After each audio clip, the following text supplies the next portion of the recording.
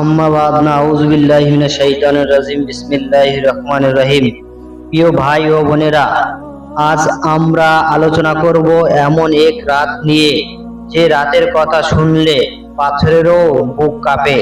যে রাতের কথা নবী করিম সাল্লাল্লাহু আলাইহি সাল্লাম আমাদের সমাধান করতে বলেছেন, যে রাতের নাম কবরের প্রথম রাত। কবরের প্রথম রাত। মানুষ ভাবে মৃত্যু মানেই শেষ। না ভাই, মৃত্যু শেষ নয়, বরং চিরজীবনের শুরু। দুনিয়ার হাসি, আনন্দ, ধন সম্পদ, সম্মান সব এক মুহূর্তে শেষ হয়ে যাবে। শুরু হয় এমন এক যাত্রা যেখানে কেউ আমাদের সঙ্গে থাকে না। সন্তান না, স্ত্রী না, বন্ধু, শুধু আমল। একজন মানুষ যখন মৃত্যুর শয্যায়, তখন ফেরেশতারা নামে।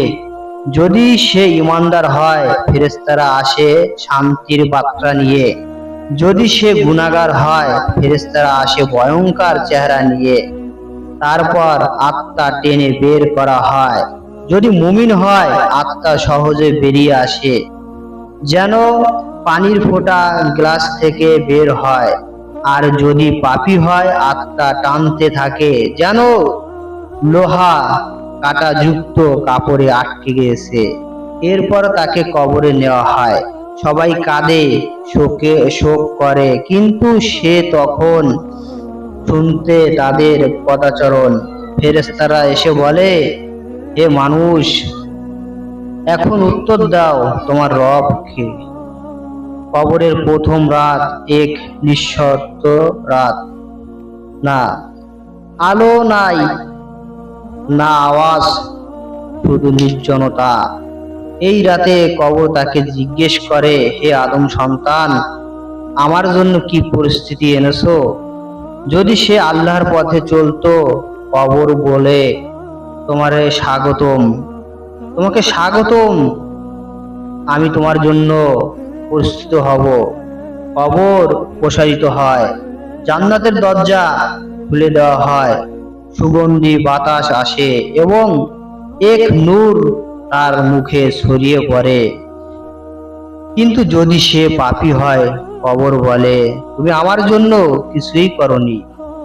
তারপর কবর সংকুচিত হয়ে থাকে এমন ভাবে যে তার হাড় একে অপরের সাথে মিশে যায়। এটি এত কঠিন যে পাহাড়ও টিকতে পারে না। মুমিনদের কবরের প্রথম রাত আল্লাহর রহমতের ভরে যায়।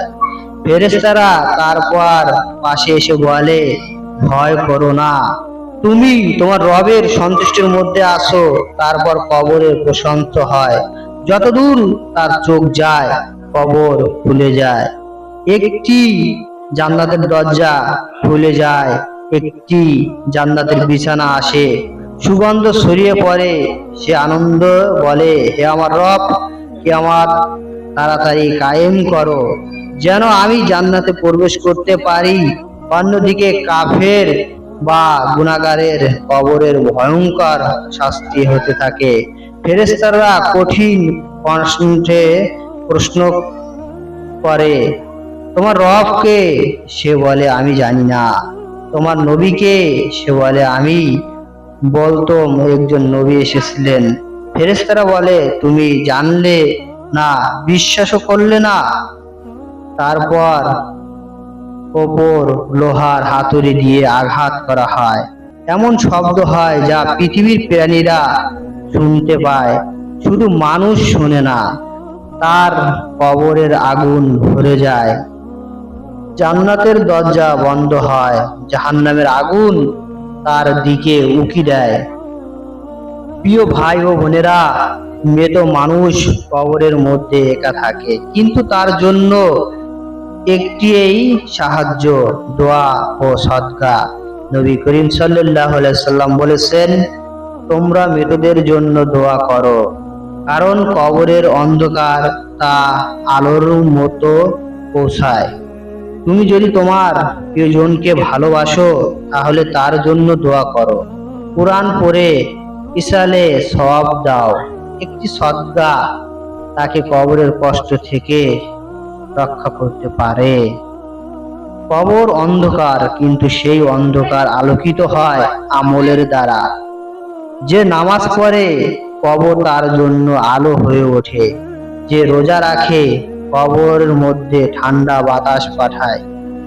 যে সদকা দেয় কবর দরজা খুলে দেয়। আর যারা রাতের তাহাজ্জুদে ওঠে তাদের কবর এমন আলোকিত হবে যেন চাঁদের আলোয় ভরে গেছে। ভাই, আজ তুমি খাচ্ছ, একদিন এই হাসি থেমে যাবে। এই হাসি আর হাসি থাকবে না, মুখ বন্ধ হয়ে যাবে। মানুষ বলবে ইন্না লিল্লাহি ওয়া ইন্না ইলাইহি রাজিউন। তখন তুমি থাকবে কবরের মধ্যে। তাই এখন থেকেই প্রস্তুতি নাও ভাই আমার। আজ থেকে তওবা করো, নামাজ কায়েম করো ভাই। নামাজ গুনাহ ছেড়ে দাও, গুনাহ করো না। পিতা মাতার সেবা করো, মানুষের হক আদায় করো, দান সদকা করো, আল্লাহর পথে দাওয়াত দাও। হে আল্লাহ, যেদিন আমরা কবরে যাব আমাদের প্রথম কবরটা যেন শান্তির হয়। আমাদের কবরের জান্নাতের বাগানের পরিণত করুন। কবরের অন্ধকারে নূর দান করুন। আমাদের ঈমান অটুট রাখুন। আর কিয়ামতের দিন আমাদের নবীর ছায়ার নিচে রাখুন। আমিন ইয়া রাব্বুল আলামিন। আপনাদের কাছে যদি আমার এই ভিডিওটি ভালো লাগে তাহলে চ্যানেলটি সাবস্ক্রাইব করতে পারেন আরো ইসলামিক ভিডিও পাওয়ার জন্য। এতক্ষণ আমাদের পাশে থাকার জন্য আপনাদের অসংখ্য ধন্যবাদ।